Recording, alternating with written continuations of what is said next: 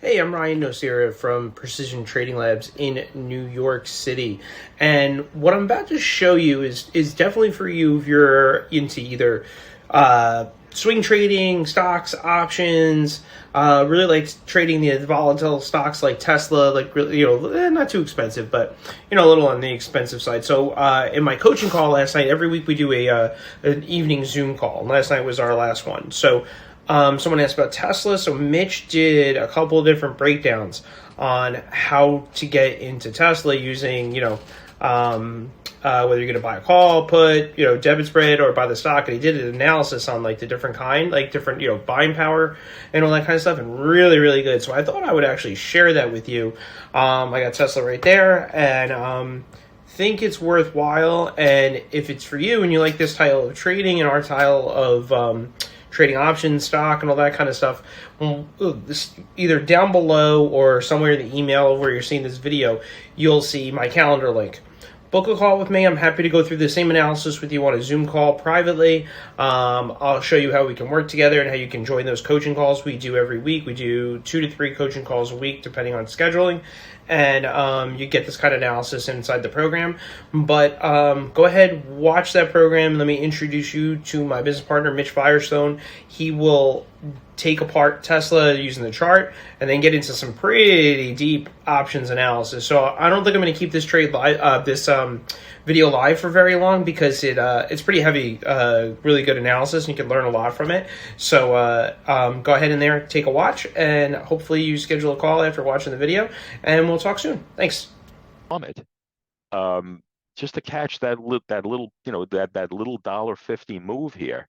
Um, it ends up, again, it's a 28% rate of return on the on on that on the amount that we had to plow into those options. And again, to control 4 of them, it was barely $1,000. So I thought it was kind of useful to kind of go into that in a little depth and just kind of do the comparison between the buying the call and then actually doing it with the stock. And again, the stock is perfectly good as well. And of course, the one thing with the option, one thing with buying the stock, of course, you didn't, of course, have to worry about the time decay. On the other hand, needless to say, though, you would have had to plow, obviously a significant amount more money in that. You would have actually had to lay out about, a little less than 10 grand to control those same 400 shares. So obviously, I'd much prefer to lay out 1,000 than 10,000. So at any rate, that's the story with Foot Locker. The other thing I was going to talk about was Tesla.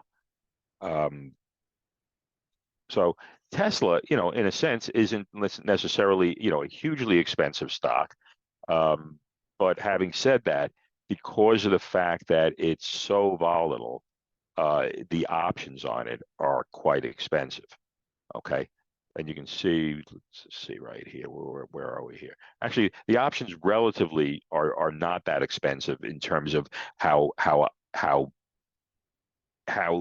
Tesla options are normally priced, but relative to other options, they are relatively expensive options. Um, and so we can see right here, we're about we're about 5 weeks from earnings. Okay, so today's March 7th, so there's April 17th. So that's approximately 5 weeks from now. So the options are going to start to get more expensive here, which is actually good, because if you get into a trade with this, then obviously one of the things that will help the value of the option is actually it's having its implied volatility go up.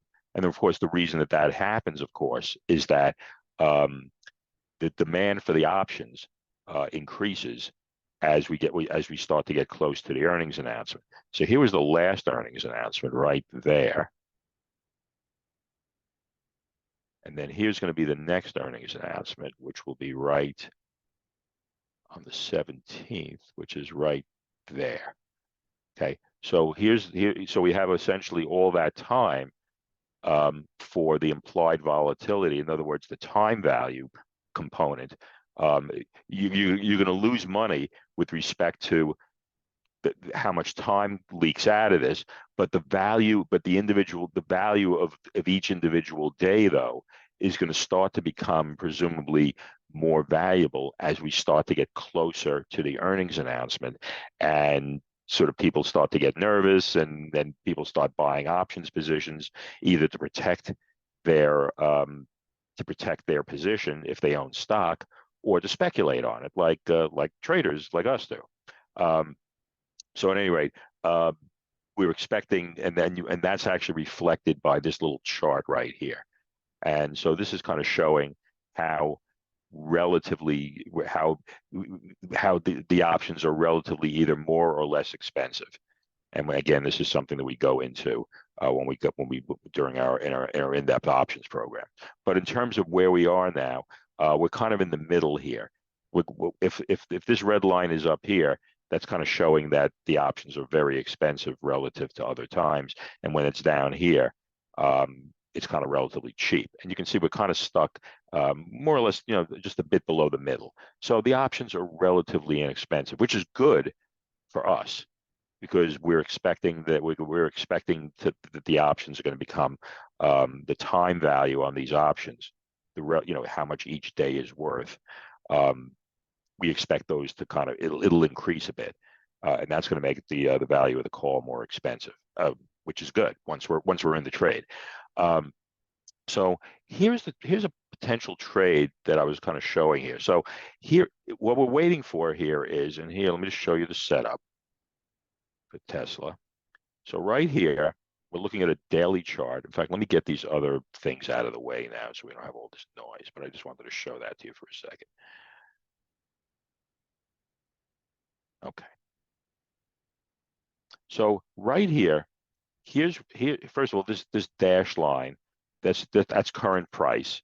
Okay. And I've talked about this before that if most platforms have something in the platform where you can actually turn on that feature, and in fact that has the very exotic name which is referred to as line at price, and so that's the indicator here. So you should really turn that on because it helps you to kind of visualize where demand zones are going to be. So in other words, like right here, you'll know, okay, well I got to be looking left and down in order to find demand here. And so once you start to go back in time, you can go, okay, well, wherever it is, it's got to be below there. Okay, so once we get to here, this was actually this would have actually been a nice little demand zone there, but in fact, it looked like, let me see, and in fact, you might have, this might have been a successful trade here if you gave it enough room, but really it looked like it might have actually failed from here. But nonetheless, here, there's kind of a similar structure right at the beginning of this swing here. And so if we look right here, okay, notice that right here. Okay, so notice we had a close here. This is actually a gap, whether you realize it or not. Okay, because this candle closed here, and then the next day it opened there. Okay, and then it kind of went up, and then it slammed down. Okay, and then after that, notice then we had these two candles where it kind of bottoms out. These are these indecisive, very wicky candles that kind of represent a consolidation here. And then notice the next day, we have this very large, relatively large green candle. It closes right at the top of its range. Then this one closes at the top of its range. This one, not so much. It closes more or less close to just above the middle of its range, but nonetheless, it's still a green candle. And so, again, it continues to pick up ground. And then this next one is kind of a real rocket there. So basically, from this zone in these 4 days, this thing went from about called it 170 up to really about close, just a little south of 190. Okay, so this is about a $19 or $20 pop in Tesla out of here. And so $19 versus a $17 a 170 starting point, that represents like kind of like a 12% move going from here to there. Okay, so that's obviously a kind of a juicy looking, and in fact, to use Ryan's terminology, there's a lot of juice in this level just on those 4 those 4 days of move. Then there's a consolidation, and then notice then there's just kind of rockets from there. So this is the beginning of a really substantial swing. So I kind of like all that in terms of looking at it just from the just the setup itself. Okay, so so the dimensions of this zone here. Let me just move this over here just a bit. Okay, so the dimensions of this zone here are from 169.52 down to 130, 164.35. So that's about a $4 and what is that? About a $4.20. Sorry, a $5.20 zone approximately. Okay, so kind of a chunky zone, and then we're going to get into this now. Okay, well, what option am I going to buy? Okay, so first of all, I plotted over here. This is the nearest supply zone that's right there. Okay, and that's actually a quality supply zone there. And in fact, if for some reason if this thing kind of turned around and never got down to this, even though it's looking like it's heading for this zone, if for some reason this thing turns around and kind of heads up here, I'm probably inclined to short Tesla, or I should say to buy a put up here at around 200. And in fact, that obviously also reflects a psychological, very significant round number, of course, which is 200 right there. So you got all that going on here, and then of course up here there's your upper Bollinger Band. So this also indicates that the option is very stretched to the upside. Okay, and if you notice right down here, okay, here's the lower Bollinger Band. Okay, here's the 20 period simple moving average, which is the basis for the Bollinger Band. Okay, and then this is the upper one, which is 2 standard deviations above it, and that's that statistical that geeky statistical measure. It really just means proportionally. Okay, this is a level that's significantly higher than the moving average, that more or less kind of mirrors the moving average, but it's that distance away. And then this is the one that's below it at the same distance below. Okay, and so if something is down here and it hits that line, it's kind of very stretched to the downside.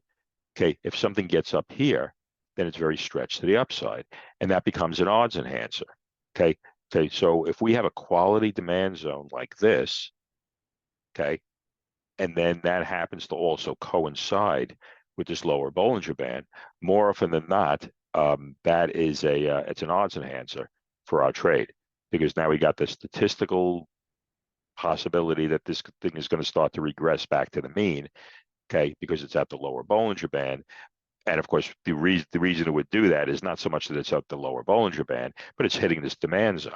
But the fact that it's also very stretched suggests that you might in fact actually have an exhaustion of sellers down here. Okay, and so again, then of course the exhaustion of sellers leads to out of demand, will mean that essentially buyers will essentially run up the price chart until they find willing sellers, and of course that will mean that the price of Tesla will rise, which of course will be good for us if we end up buying a call out of this demand zone. Okay, so that's everything. That's kind of the underpinning of that trade. Okay, so now if we decide, okay, if we're going to map out an options trade, okay, what is that going to look like? Let me just move this over a little, and then we'll bring this into play for a second here. So here is here's the options platform. Okay, and so what option am I thinking about buying? Well, okay, again, Tesla options are kind of relatively expensive because it is a pretty volatile stock. So its implied volatility tends to be high. And so right here, I was thinking, and what I'm trying to do is trying to keep, I don't feel like necessarily buying an option that's $25. That's going to be $25 or something like that. So I'm trying to keep the premium relatively low. So if I kind of go and I start to do the analysis here. So here's the June 21st, which I believe was the same expiration date as we were looking at on that Foot Locker trade. And again, we want to buy because we always want to make sure that we're buying enough time in case we get stuck in the trade, so we don't get beaten up by time decay, as I explained a few minutes ago. Um, so if we were going to buy this thing at the money, okay, that would be the at the money option on Tesla would be the 170. Okay, at the one that's at the money is the one that's closest in either direction to the price that we're going to get into. So at 169.50, if we bought the 170, yeah, technically we would be 50 cents out of the money. Okay, but that would be the closest strike. Okay, and so if we go over here now and take a look at it, and we look at the 170, and this reflects, I think, if you notice, there's a whole bunch of like numbers here. There's 165 and 160, but then you also notice these increments of a buck 33 in here. That arose because of the split. I believe at some point, right, Ryan, didn't like it Tesla split at some point a bunch of months ago, and I think when they Yeah. did that, they have to basically then they also have to kind of rejigger the strike prices. So that's why you have these with those on because normally things are either incremented in tens, fives, or 250s, and you can see these are incremented in $1.33 increments, and that's because of the split. All right. So at any rate, the 170, if we look right here, we can see it was 170. Yeah. So the 170, if you notice, that's 24 bucks. Okay. That's an expensive option. Okay. So I really wasn't into that, or I'm not into that. Okay. So here's the June 21st. So then I said, okay, well, what if we bought the 175 instead? So if you bought the 175, okay, then that's still a $21 option here. Okay. Okay, because here's the 175. Okay, and this is so now we're about $6 out of the money. That's still a $21 option. Okay, now and if you notice when you go up by whether it's when you get to let's say even 185, it's still a $17 option. These are real expensive. Okay, and so for some people it's just not going to be your trade. Period. Okay, but on the other hand, there is a way potentially maybe to make it your trade. Um, Okay. So the one thing you don't want to do though is you don't want to cheap out and like buy the April. Okay. Let's say like this April 19th. Okay. Because if you bought the April and if you look at was it the 170, here's the 175, it's still 15 bucks, except now you're buying so much less time. Because if you recall on the June, you had 105 days to go. Okay. Okay. And I think you were going to pay like, what was it, 20 bucks. And here, yeah, you're paying $5 less, but you've got like also like, 60% less time. Okay. And you're going to get crushed by time decay here. Okay. So buying the single call, it's just not going to do it. If you kind of want to be responsible, or if you just want to like not rely on luck that you're going to get like this, nice bounce that's going to happen really quickly. So the way one can potentially do something, and I haven't actually figured this out yet. So we're gonna see if this works here. Um, is what you can do is the following. Here's the way it would look if you just bought the call. Okay. In fact, what I'm going to do is I'm also going to say, okay, you get it at 169.52, and let's just say you got the bounce from here to there. So there's that 181.72 right there. That's a 2-to-1 move out of this demand zone. And then if we ended up getting stopped out and it didn't work at 163.42, okay, here's the way it looks right here. Okay. So here it is. If you bought the 175, okay, okay. Now and this may be perfectly fine for you.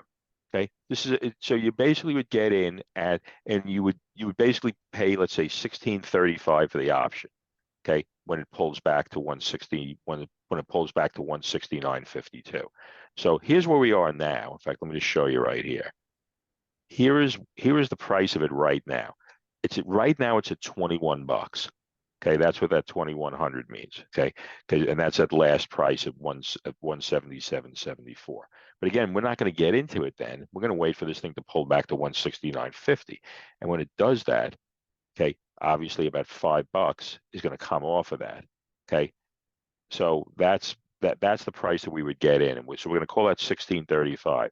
So if we punch in 1635 like so, okay, or really 1637.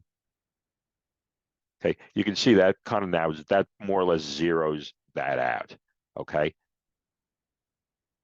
and in fact, let me just stretch that.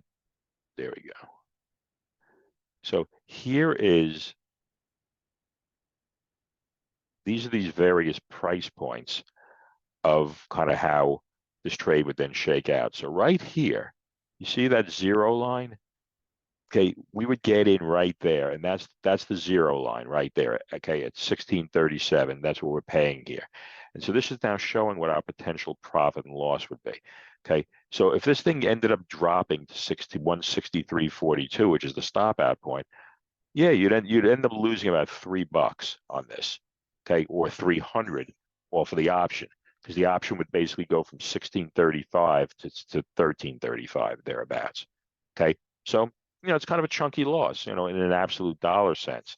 That would be about, of course, about a 20% loss in terms of the relative value of the option. Okay, so that's what that looks like. And then, of course, if you're in the trade for, a long time, okay, well, here's what the trade would look like if you were in it for 2 weeks. And you can see that's the blue line there, okay, and then that's the black line. Notice they're only a small distance apart. Why? Because we bought enough time, okay, so you're not losing all that much. So if we got stopped out right here, this is showing, okay, let's see here, you would lose about $300, okay, okay, okay, but you would lose another 100. You got to remember this is an expensive stuff. But notice right here, if you stayed into this until expiration, okay, then you'd lose $1,600 because you can see that line right below that there says 1637. That's showing up there. I can't move the cursor there, so you'll just have to take look at the that little field up there. So that minus 300 301, that's showing how much you would get stopped out at. Look, if it happened today, the one right below it, the 408, that's showing, okay, if you were in the trade, let's say for 2.5, let's see here, yeah, about 2 weeks, you would lose another 100, okay, and then the one down here, okay, this curve, and then of course this stops being a curve. This becomes the hockey stick that everyone's familiar with of what a call option or a put option looks like at expiration. Okay, so this is the trade that's where everything where we're in the money. Okay, and then this is okay. Once it expires, there's no more time decay, and so anything that's below the strike price, which is the 175, okay, then that's where your max loss occurs, and that's all the time value that you bought. And so as a result, this kind of does. In fact, if I just compress it a little, okay, you can see right there. This is what, and the reason they call this a hockey stick is if you've ever kind of played hockey, it's it doesn't look that great here, but at times it really does look like a hockey stick. So that's that's what the option is if you just buy the call. So here's what you can do to make this a gentler, cheaper trade. Okay. So what you can do then is you can buy this call right here, but what you can then do is sell a call that's above where where you are and essentially collect some premium, and that's going to drop the price of this position because you're going to buy one call and then you're going to offset the price of it by selling another call that's higher up, that's further out of the money. Okay, and that's going to reduce your premium, and it's also going to make it a gentler trade because it's going to also drop your delta. Okay, but that's okay if you decide, okay, look, I'm going to give it some time to work because then once you actually get into that trade, the time decay on this is also going to be much less because you're also offsetting the time decay by the option that you sell. Always remembering that if you buy an option, time decay is your enemy, but when you sell an option, time decay, in fact, is your friend. Okay. And so if you buy one and then sell another, okay, essentially you're going to run a net delta, but the net delta is going to be less than if you just buy one. Okay. So I'm going to illustrate what we can do here in terms of creating a what's referred to as a spread trade. And that's in this particular case, we're going to be basically doing a debit spread, a call debit spread. All right. So what I'm going to do here is I'm going to create a duplicate of this one. And so what we're going to do is we're going to still buy the same option. Okay. And so here's the same option that we were going to buy. But then what we're going to do is we're going to sell one that's above here. And I have no idea which one we want to do till we actually see how the numbers are going to kind of start to shake out. Okay, so here is the June. So here's the June right here. So again, we were thinking of buying the 170. Okay, so here's the 175. So here's the 175 right here. And then what we're going to do is we're going to sell one that's above. And that's going to drop in order to kind of drop the price of the option. And we also want to do it though is we want to buy it so that if we do get the bounce, it'll be worth our while to trade. So let's just say if we're going to buy the 175, and let's just say we sold the 190 above.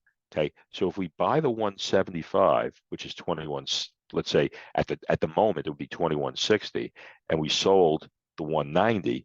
Well, the difference between the two is basically, what is it, 2170 minus, let's say, 15. That's about $7, $6, okay, or $7. Okay, so in other words, this goes from about a $21 trade to about a $7 trade. But of course, there's also going to be a trade-off in how much delta we have. So let's just see what this looks like, and then we can adjust this. So you're going to buy so we said we're buying the 175, and then we're going to sell the 190. Which is there.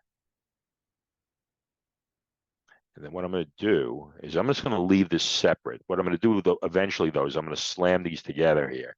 But I wanted to see what this looks like here.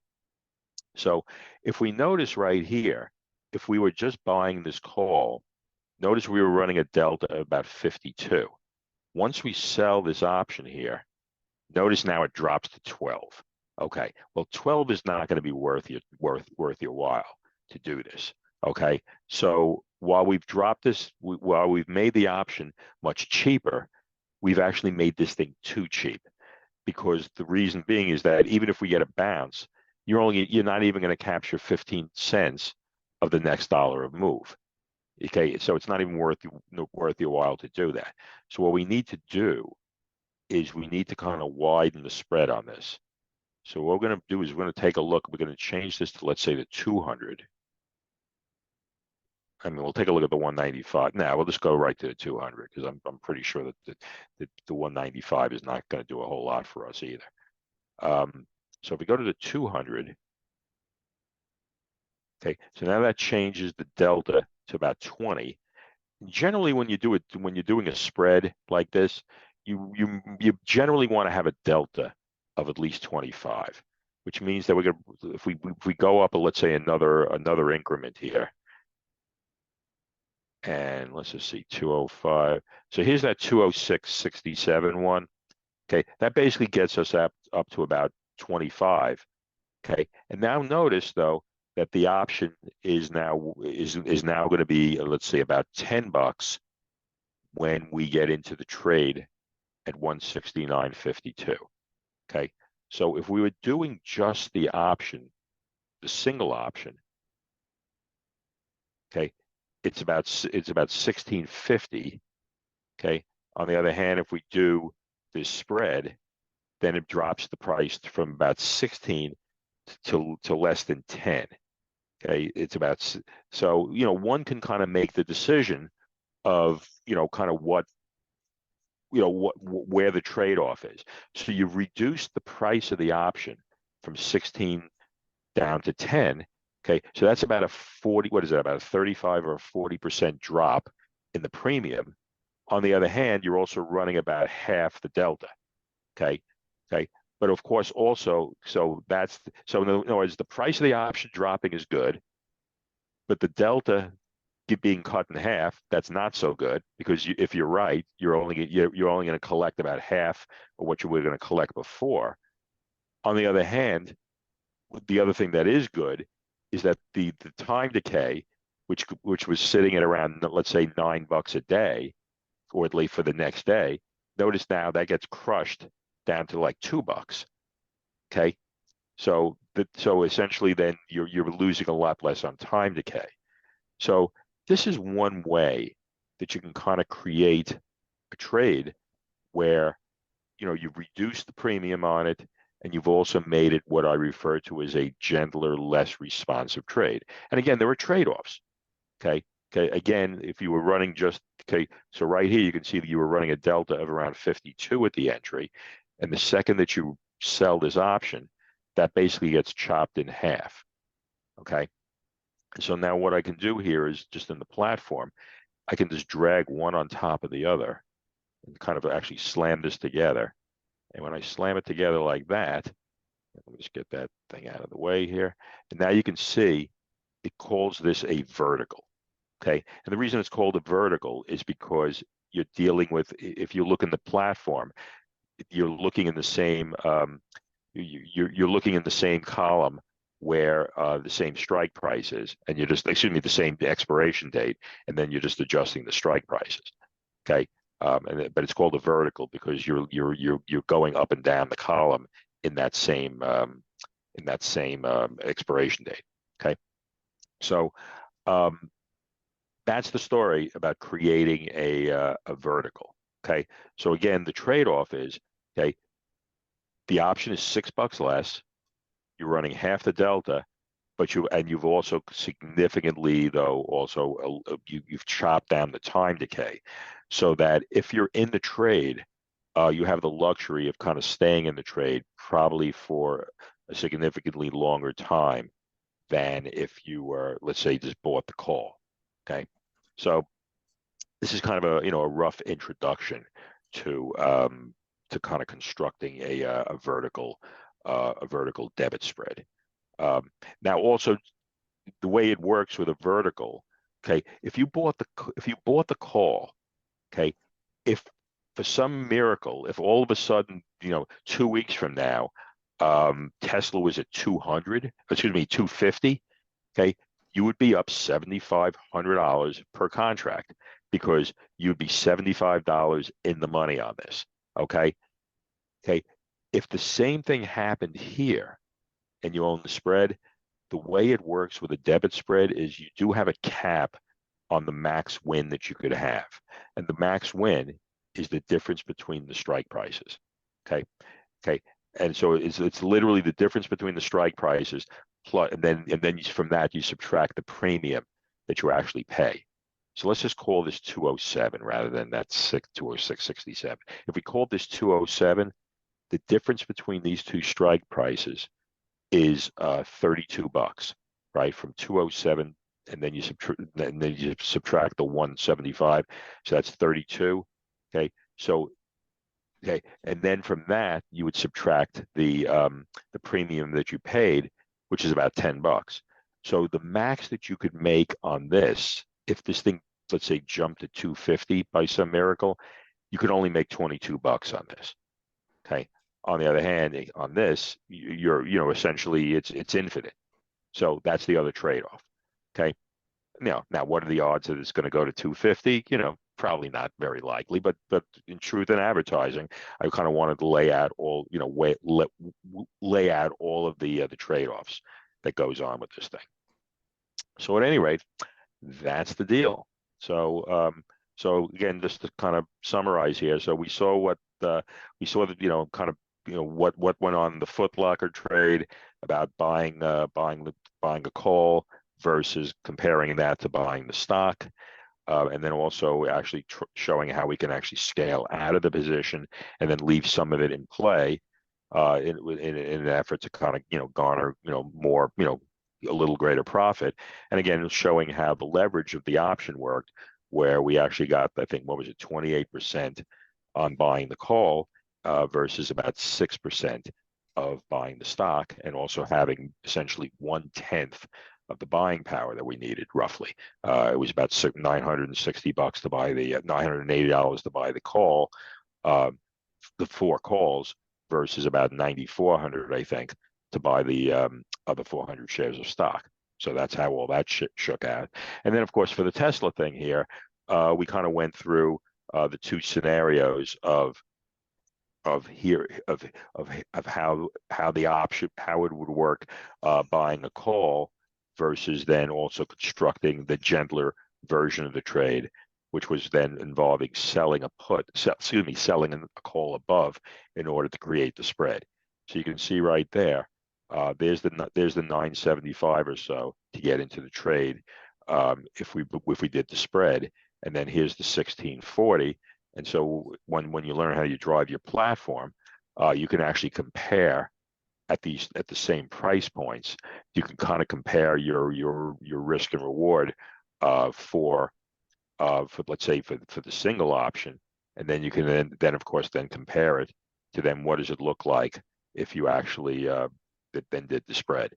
And that'll be something for another day of actually kind of going through this the platform in depth about looking at the P&L chart there. But again, all of that's actually at your disposal.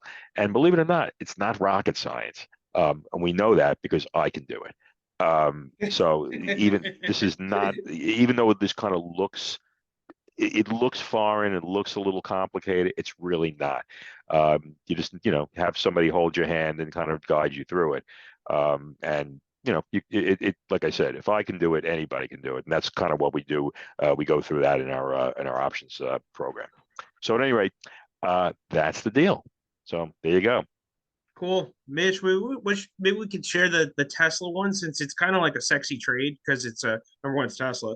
Number two, it went from a $25 trade to potentially below 10.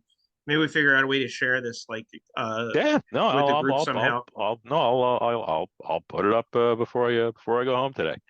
All right, So, cool. let me just see if like where are we here?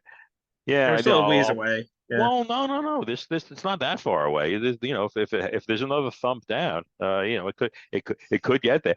Ideally, I would actually prefer it doesn't get there till I would almost wait. I would prefer if it would get there on Monday. This way, Mm-hmm. you're not sitting through the weekend on it and all that, and just you kind of get the lay of the land. But we'll see what happens. But anyway, All right. and then like I said though, if for some reason if this would turn around right here, I do also like I like the short up here also, which would of course entail buying a put. So yeah, but I'll post this. All right. Cool. All righty, folks. All As right, always, everyone. thank you for the privilege of your time, and we'll see you guys next time. All right. Bye, guys. Have a good one. Bye.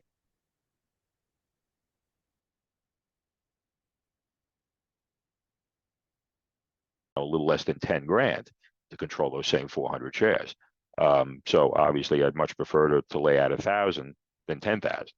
So at any rate, that's the story with Foot Locker. The other thing I was going to talk about was.